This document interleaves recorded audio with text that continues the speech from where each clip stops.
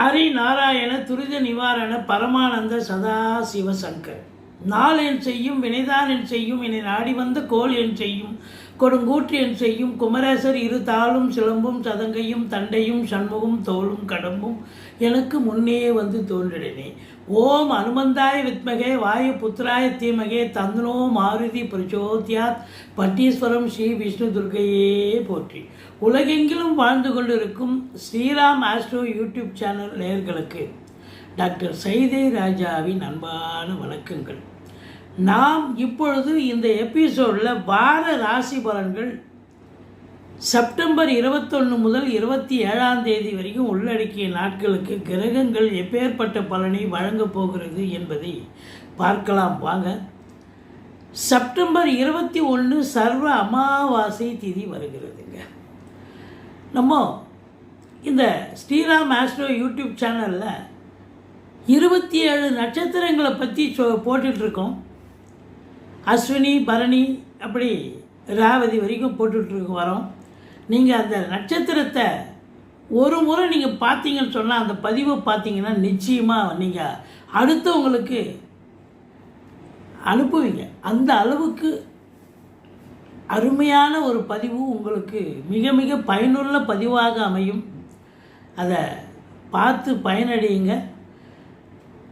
இதுவரைக்கும் எங்கள் சேனலை பார்த்து கொண்டிருக்கும் அன்பர்கள், சப்ஸ்கிரைப் செய்யாதவர்கள் சப்ஸ்கிரைப் செய்து கொள்ளும்படி கேட்டுக்கொள்கிறோம். ரைட் சைடில் சப்ஸ்கிரைப் இருக்கும், பெல் பட்டன் இருக்கும், ரெண்டுத்தையும் ப்ரெஸ் பண்ணிங்கன்னா அடுத்த நொடியே எங்களுடைய வீடியோ உங்களை நோக்கி வர துவங்கிவிடும். வாங்க ராசிக்குள் செல்லலாம்.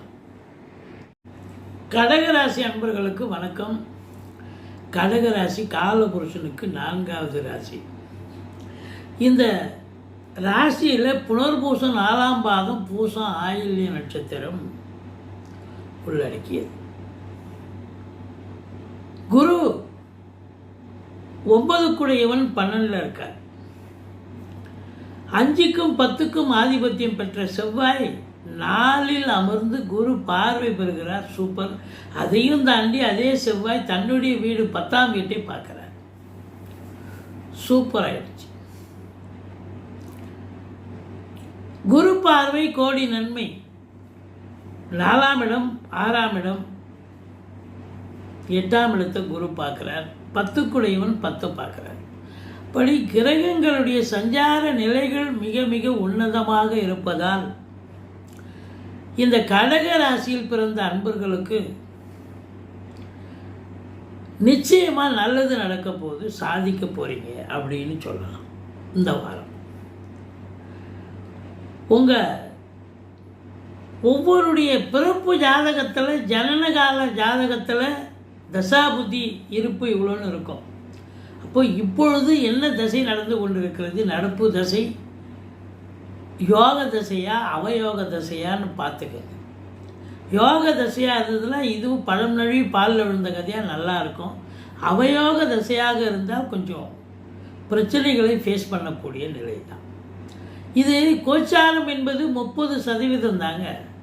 இதுவே எப்படி 100% மாறும்? அது ஒன்லி 30% தான். நல்லா இருந்தாலும் 30% தான் கிடைக்கும்.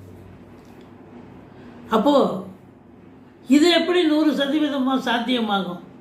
நம்ம யாருடைய இப்போ ஜாதகத்தை அனலைஸ் பண்ணி சொல்லலை.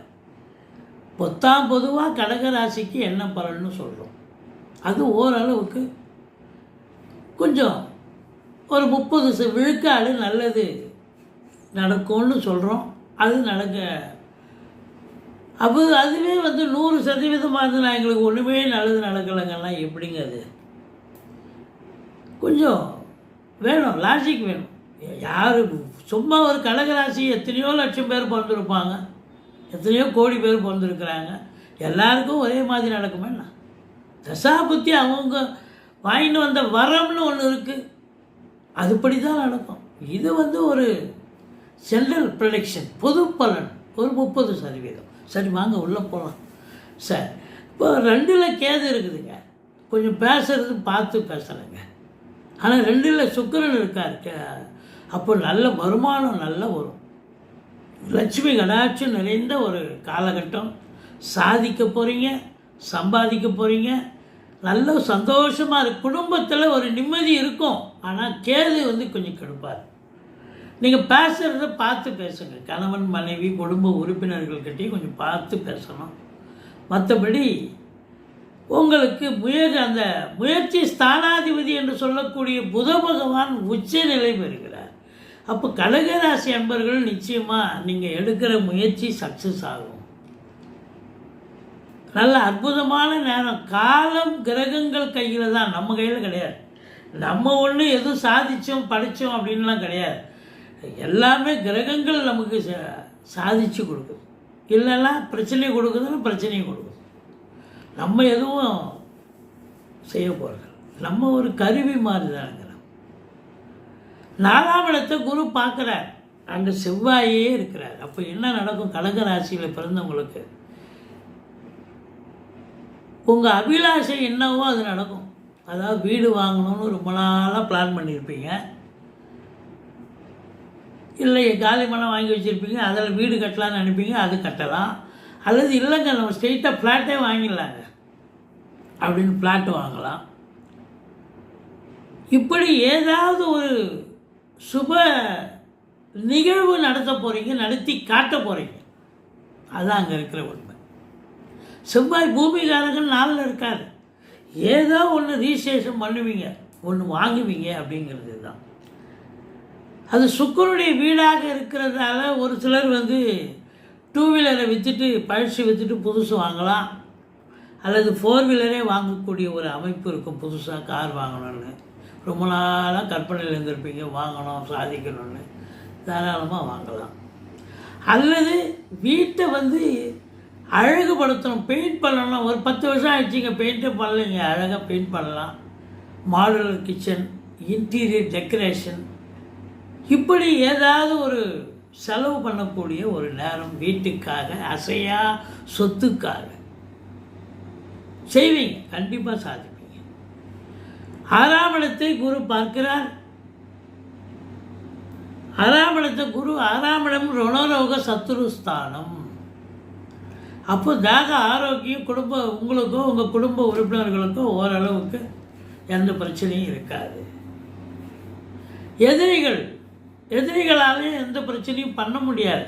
அவன் ஏதாவது பண்ணணும்னு நினச்சாலும் அது அவனுக்கே போய் சேர்ந்துடும். ஏன்னா 6 குரு பார்க்குறாரு.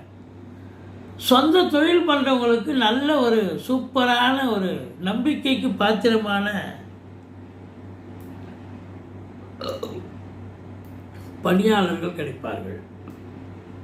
அதுதான் 6ஆம் இடம். அது மட்டும் இல்லை, வேலைக்காக புதுசாக முயற்சி பண்ணுறீங்க, இன்டர்வியூ அட்டன் பண்ணுங்க, கண்டிப்பாக கிடைக்கும். எதுவும் நம்ம கையில் இல்லைங்க, எல்லாம் கிரகங்கள் கையில் தாங்க இருக்குது. எல்லாம் அதுதான் நம்மளை சக்ஸஸ் பண்ண வைக்குது, ஃபெயிலியர் பண்ண வைக்குது. அதாவது நல்ல நேரம் தான் நல்லது சக்ஸஸ் பண்ண வைக்குது, நேரம் சரியில்லைன்னா ஃபெயிலியர் பண்ண வைக்குது. அதனால் கிரகங்கள் கையில் காலம் இருக்கிறதால இந்த கடகராசி அன்பர்கள் இன்டர்வியூ அட்டன் பண்ணுங்கள், வேலை வாய்ப்புக்கு முயற்சி பண்ணுங்கள், கண்டிப்பாக சக்ஸஸ் ஆகும். 8ல் ராகு இருக்கப்படாது, ஆனால் இருக்குது, குரு பார்வையில் இருக்கு.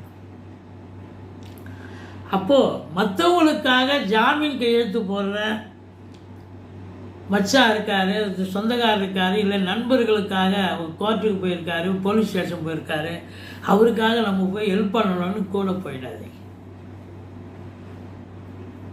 தேவையில்லை, உங்களுக்காக நீங்கள் போகிறீங்களோ இல்லை மற்றவங்களுக்காக போய் உங்கள் காலம் விரயம், பண விரயம், அதோட போச்சா மதிப்பு மரியாதையும் சமூகத்தில் குறைஞ்சிடும். ஏன்னா 8ஆம் இடம் என்பது அவமானத்தை தரக்கூடிய இடம். ஏதோ குரு பார்க்குது, குரு பார்க்க போய் ஓரளவுக்கு தப்பிப்பீங்க. இல்லைன்னா இந்த அரசுக்கு எதிராக சில பேர் தொழில் பண்ணுவாங்க பார்த்துருக்கீங்களா, அவங்களுக்கெல்லாம் ரொம்ப ஜாக்கிரதையாக இருக்கணும். அவங்கெல்லாம் அவ்வளோதான், தண்டனைக்கு ஆளாகக்கூடிய நிலை வரும். குரு பார்க்குது, இருந்தாலும் எச்சரிக்கையோடு செயலாற்றுங்கள் அப்படின்னு தான் சொல்கிறோம். ஆனாலும் 8ஆம் இடம் ராகு இருந்த போதிலும் குரு பார்வையில் இருக்கிறதால வரா கடன்கள் வசூலாகும். இன்சூரன்ஸ் பணம் கிளைம் ஆகி கைக்கு வரக்கூடிய ஒரு காலகட்டம். வாரிசே இல்லாத குடும்பங்களுக்கு உங்களை வாரிசாக நியமித்து அவங்களுடைய சொத்து பத்து நகை நட்டு லிக்விட் கேஷ் உங்கள் பெயருக்கு மாற்றி எழுதக்கூடிய விபரீத ராஜயோகம் ஒரு சிலருக்கு அமையும். 8ல் ராகு கொஞ்சம் மதில் மேல் போன மாதிரி தான், அதாவது தலை மேலே கத்திங்கிற மாதிரி தான். ஜாக்கிரதையாக இருக்கணும். நல்லதும் பண்ணும், கெடுதலும் பண்ணுறதுக்கான வாய்ப்பு இருக்குது. ஆனால் குரு பார்வை கோடி நன்மை. ஆனால் வெளிநாடு போகணுன்னு நினைக்கிறவங்க எஸ்கேப் ஆகிடுங்க. தாராளமாக நீங்கள் போயிட்டீங்கன்னா எந்த பிரச்சனையும் இல்லை. மற்றபடி சனி பகவான் 9ல் இருக்கார், ஆனால் வக்ரகதியில் இருக்கார். அப்போ 8ஆம் வீட்டு பலனை தருவார். இந்த சனி மாத்திரம் அஷ்டமத்து சனி பலனை தரக்கூடிய ஒரு அமைப்பு இருக்குங்க. இப்போ சனி பகவானுக்கு பிரீத்தி பண்ணிக்கங்க. சங்கடம் தீர்க்கும் சனி பகவானே, மங்களம் பொங்க மனம் வைத்தருள்வார், சச்சரவின்றி சனீஸ்வர தேவே இச்சகம் வாழ்க இன்னருள் தாத்தா. அவர் வக்ரமாக இருக்கார். அதுதான், அதனால தான் பிரீத்தி பண்ண சொல்கிறோம். மற்றபடி சனி பார்வை 11ஆம் இடத்தை பார்க்குது. உங்கள் மூத்த சகோதரம் இருக்காருன்னு வைங்க, அவருக்கும் உங்களுக்கும் கருத்து வேறுபாடு வரும். இல்லை வீட்டில் மூத்த வயசானவங்களுக்கும் உங்களுக்கும் கான்ட்ரவர்சி, கருத்து வேறுபாடு வரும். மற்றபடி ஒன்றும் குறை கிடையாது. 12ல் குரு இருக்கிறார் அப்படின்னும் பொழுது அவர் 9 குடையவர் தான். இப்போ வெளிநாடு போகணும்னு நினைக்கிறவங்க அந்த கடகராசி அன்பர்கள் தாராளமாக போங்க. அது உயர்கல்விக்காக போகிறீங்க, உத்தியோகத்துக்காக போகிறீங்க, இல்லை சொந்த தொழிலுக்காக போகிறீங்க, எதற்காக சென்றாலும் நீங்கள் சாதிக்கக்கூடிய நேரம். நாங்கள் அஸ்வினியிலேருந்து ரேவதி வரைக்கும் 27 நட்சத்திரத்தினுடைய பதிவு போட்டுட்டு வரோங்க. அது இயல்புகள், அதாவது குணாதிசயங்கள், இயல்புகள், ரகசியங்கள் அப்படின்னு. அதை ஒவ்வொருத்தரும் இந்த பாருங்கள், உங்கள் நட்சத்திரத்தை பாருங்கள்.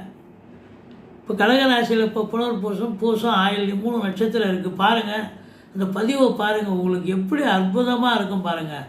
நிச்சயமாக நீங்கள் எனக்கு அப்ரிஷியேட் பண்ணி ஃபோன் பண்ணி சொல்லுவீங்க, நல்லா இருக்குங்க. அந்த அளவுக்கு சிறப்பான ஒரு பதிவு. அடுத்து உங்களுக்கு அதை ஷேர் பண்ணுங்கள்.